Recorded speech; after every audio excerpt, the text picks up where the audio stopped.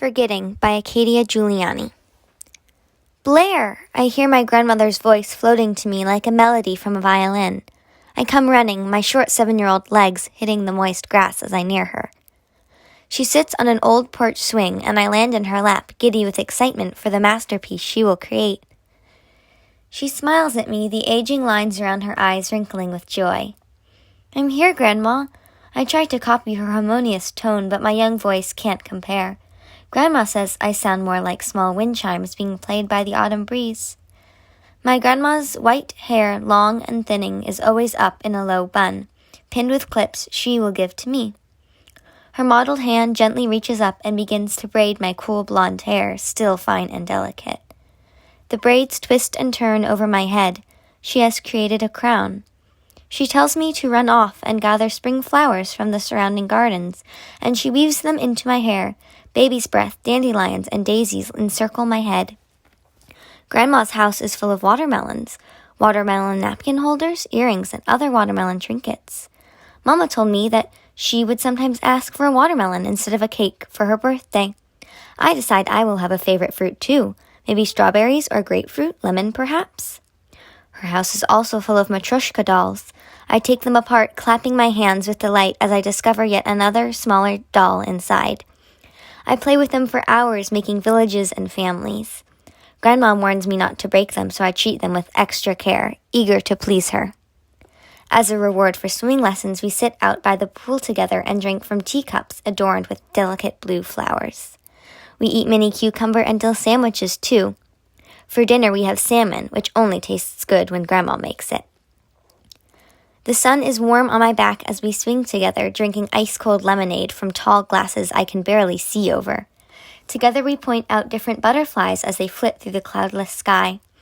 "What is that butterfly?" Grandma asks, and I turn to look at her quizzically. "A monarch, of course, you know that." I brush it off. Grandma knows her butterflies.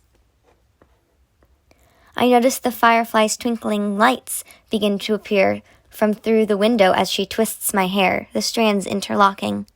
Though it is still summer, the sun is beginning to set earlier. Grandma's eyes are glazed, and her forehead is wrinkled. I gaze up at her, confused. It is then that I remember Mama's words: Alzheimer's, forgetting, sick. I am not exactly sure what all this means, but I know something has changed forever. Her hands, usually gentle and sure, now falter and pause. I reach up and begin to guide my grandma's hands at the thing she knows best. 7 years of her doing my hair has taught me how. When we finish, I run my hands along the braid we have made. Not perfect, but it will have to do. She doesn't move the way she used to. She walks around the house staring at pictures on the wall with faint confusion. She doesn't remember recipes, doesn't remember people. I can feel her forgetting. The way she talks is more broken and frantic than melodious. She is losing her joy. My grandma was usually a bright and happy person, content to sit and watch the birds. Mama says that Grandma has to move to memory care. When I first visit her there, I immediately hate it. The blank white walls suffocate me as I walk by them, pressing in on all sides. I don't see how Grandma could be happy here. It's full of nurses in boring blue clothes and old, sick people. My grandma is not sick. My young mind can't comprehend how only a little while ago she could have been fine. What happened to her? Now I am standing outside the door to her room, waiting for Mama to let me in. Whispers make their way through the wood, and I catch a few words. "Mom, Blair is coming soon," my mother's soft voice reminds. "Her name is Blair. She's your granddaughter." There is silence for a few moments. Then Mama comes out, her eyes red and puffy. I try not to notice. I step hesitantly into the small room, shyly hiding behind Mama. A nurse looks up from beside Grandma's bed and smiles at us. Her face is pale and thin, and her skin hangs loosely from her arms. I want to cover my eyes, but I don't. Instead, I hold tight to Mama's hand as she guides me over to her side. "Grandma?" I ask softly. Her eyes look around the room blankly, landing on me. I want to get her out of this place. Mama motions for me to hold Grandma's hand, and I tentatively reach out and take it. It's cold and clammy, but I grasp it gently. She asks me unrelentingly where my granddad is, and I can't bear to tell her that he died a long time ago. I see now that I was wrong.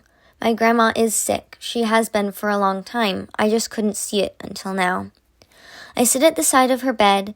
Her eyes are closed and her breath is shallow. Her beautiful hair, now so limp and dull, lay strewn across the pillow. I reach my hands out and begin to braid her hair the way she used to do for me. It has been passed on to me.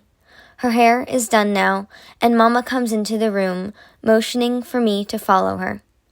It is time for me to go home. I kiss her forehead gently, my tears wetting her cheeks. Never again will she braid my hair. Never again will I hear the song of her voice.